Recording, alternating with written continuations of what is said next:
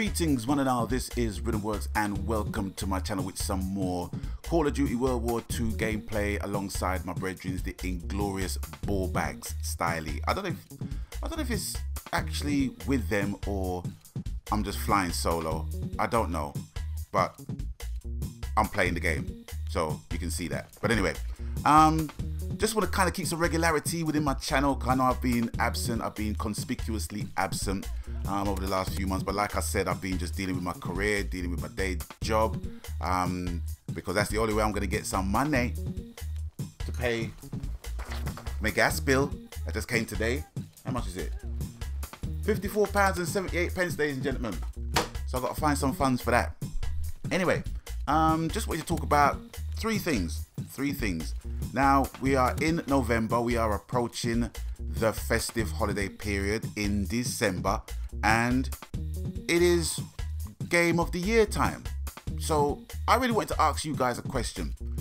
In the year of 2017, what has been your standout Game of the Year? When I say Game of the Year, I mean the game that you have locked in your PS4, your Xbox One or your Xbox One X or whatever console, your PC, I don't give a shit. What has been the game that you have constantly played that has basically remained in that optical drive or in that digital hard disk that you basically been playing constantly for it to constitute as your Game of the Year? That is the definition of Game of the Year for me. What has been that for you?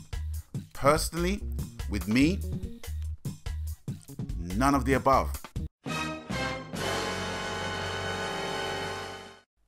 Yeah, I know, none of the above, ladies and gentlemen, and I can't tell you why. I cannot tell you why, you know. I can't even, you know, revert to being a fanboy of Destiny 2 even. I can't, because the player base has simply dwindled. There's not a lot to achieve in Destiny 2, and to be totally honest with you, I kind of miss Destiny 1, you know. But that's by the by. But I have to say, none of the above has been my Game of the Year, and it's pretty disappointing. Actually, it's pretty disappointing when you check it, because usually I would have a game hands down that would stand as that, but it's not been the case for me. So please let me know what your game has been the Game of the Year. Second of all, I want to talk about the future of gaming from my perspective, not on a general perspective, from my viewpoint, standpoint, the future of gaming. Now for me, there's a few things. PS Plus subscriptions, resolution, quality of gaming, and just the financial implications of my future of gaming. Now, first of all, PS Plus subscriptions gone up 20% to £50 a year. I can see what they're trying to do. They're trying to basically put some sweeteners in the deal, but some of the sweeteners involve PSVR titles, which for me, it's not really that bad, but there are people in my PSN friends list that does not give two shits about PSVR because they don't own a PSVR.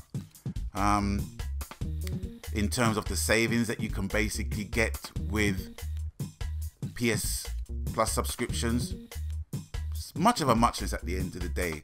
I don't understand why they're making an increase for them to give you money off, percentage off certain items, and the games that tend to have the most reductions, they're freaking old. They're old. They're like £15 games, £18, £20 games, £8 games, £5 games, £6 games. Do you know what I mean? And those games have been out forever. So I don't really see the benefit in that, to be perfectly honest with you.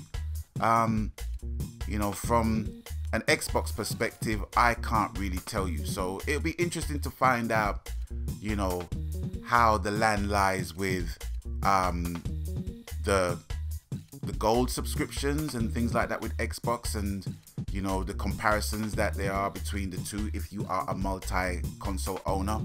But for me personally, it's just much of a muchness.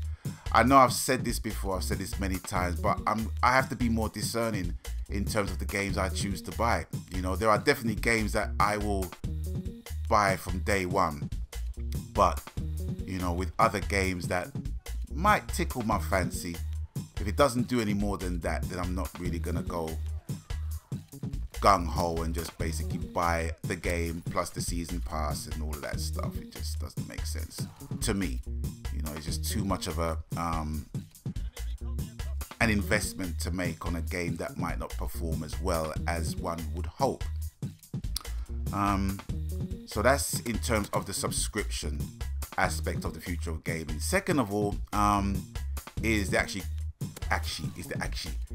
actual quality of gaming that we have. Now, I know I'm gonna basically split opinions here, and that's fine, that's cool, but I'm just basically talking from my perspective. In terms of the quality of gaming, i.e. 4K resolution, and getting into that argument, I understand why some people, you know, are totally about 4K 60 frames a second, and in some cases 4K 100 frames a second. And there's been, you know, reports of people actually really gushing over that resolution and that quality of gaming to the point where they can't go back to console gaming, and that's fine. That's absolutely fine. But my viewpoint has always remained, a crap game in 4K is still going to be a crap game in 4K. I don't care. I don't business. Do you know what I mean? If it's not my cup of tea, the fact that it's in 4K is not going to make no amount of difference to me, you know. But in terms of video files, like my brethren Pemby66, you know, I love him as a brother, man, you know what I'm saying? And you know, he's more or less the exception to the rule, because you know, it's all about the quality for him. Do you know what I mean? You know, whether he's a social gamer or not, you know, it's by the by. He just presents good quality gameplay, and he's very extensive as to the ways you can achieve that if you have budgetary constraints. Do you know what I'm saying? So, you know, I totally understand it. I overstand it where he's concerned and where people like him are concerned. But for me, personally speaking, the resolution is not really going to make much of a difference to me if the game is shit and if the gameplay is shit, you know. But having said that, I do look forward to the day that we are able to play games in the quality that you see a lot of cutscenes in. Do you know what I mean? You know, when you see cutscenes in games, and obviously the quality of the resolution of the cutscenes is markedly different than the game you're basically playing. I look forward to that. I look forward to that, and that will definitely happen, you know. But when and how much of a financial incentive that will be for me to adopt, who knows at this point? I don't know. I personally don't know. But at the moment, you know, I'm happy with my console. You know, people are happy with what they're basically happy with, and that's what I always promote: happy gaming, wherever, however, with whatever. So, so yeah, the resolution, the quality of gaming, that's where I kind of stand at the minute. And the future of gaming kind of continues into a neat little segue as to 2018. What do I expect in 2018? Well, I definitely expect some great stonking titles in 2018. Let's see. Far Cry 5. Definite first day purchase for me. Why I've got a soft spot for Far Cry is that Far Cry basically got me into first person shooters in the first place. I know that title is pretty recent in terms of the single player, not the single player, but the first person shooter genre. I know it's pretty recent, but hey, it's gotten me into it, so it's done its job. It's done its job better than Call of Duty before it and Battlefield before it. You know what I'm saying? And it's basically given me an opportunity to have a respect and a love for those franchises. Do you know what I mean? You know, so Far Cry 5, without question, first day purchase. Red Dead Redemption 2, that's more or less a first day purchase. Rockstar, come on now. And also The Last of Us 2, and I'm very tentative about The Last of Us 2, but no doubt I'll probably get it as a first day purchase. Now, anyone who's been watching my channels will basically know that I'm not so much of a Naughty Dog apologist anymore. I used to be, but I'm not now. I'm not a Naughty Dog apologist, because when I see Naughty Dog basically selling DLC and map packs, but not so much the map packs, because the map packs, abandoned territory map packs, I keep going into that. They gave that for free, but you could buy scoped weapon bundles for like £2.50, and that really got my goat. It really, really did. And when I saw Naughty Dog doing that shit, it was more or less the writing on the wall as far as microtransactions were concerned with a once trusted company like Naughty Dog.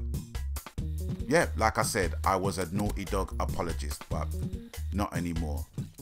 But I'm just hoping, well, there's no hope in it. There's going to be some microtransactions. But like I said, you know, with every game in relation to microtransactions, if it's cosmetic based, I really don't have a problem with that. But if it's like weapon bundles and stuff like that, it could be argued that that's been the case for a long time with a lot of games, and you know, you're subconsciously buying into it without really knowing it. You know what I mean? But that's just a matter for debate. But I say that, but then at the same time, you know, when I know I'm gonna sound like a Call of Duty gamer and say, Call of Duty shit, this one's shit, this iteration is shit, I'm not buying it, boycott it, fuck it, not buying it, not buying it, not buying it. Day one, I'm buying it, I'm playing it, I'm playing it. You know, but Last of Us 2, I'll probably go down that slippery slope, but not in terms of microtransactions. I just won't do it. I won't do it. I will not do it. Cosmetic, yes. Pay to win. Nah, I won't be doing that. And that's more or less the future of gaming for me. Please let me know what you think, what the future of gaming is for you. What implications does it have for you financially? From a niche point of view, you know, PS Plus subscriptions, is that going to make a difference? I doubt if it will make a difference, because you're going to need to be having or retaining a PS Plus subscription in order to play online anyway. So it's just it's just a thing that we have to basically suck up and suck in, as it were. But please let me know. Let me know what has been your game of the year. What is the future of gaming for yourselves at this moment? What's the present state of gaming for you? And what is the future of gaming? What are the titles you are most looking forward to in 2018? Yeah, that's more or less it for me. So with that, I'm going to bid you guys adieu for now. And as always, you done know the coup. Whatever the game, media, platform, format, genre, happy gaming, because that's what it's truly about, ladies and gentlemen, boys and girls, brothers and sisters. I don't care how much consoles you got. I don't care if it's one console you got. I don't care if you like to play My Little Pony, Barbie and her sisters. I don't care if you love to play that in 4K. If you're happy playing that, I'm happy for you. It's not my cup of tea, but I'm still happy for you. So with that, I'm going to bid you guys adieu. And as always, you done know the coup. Stay blessed. Bye God.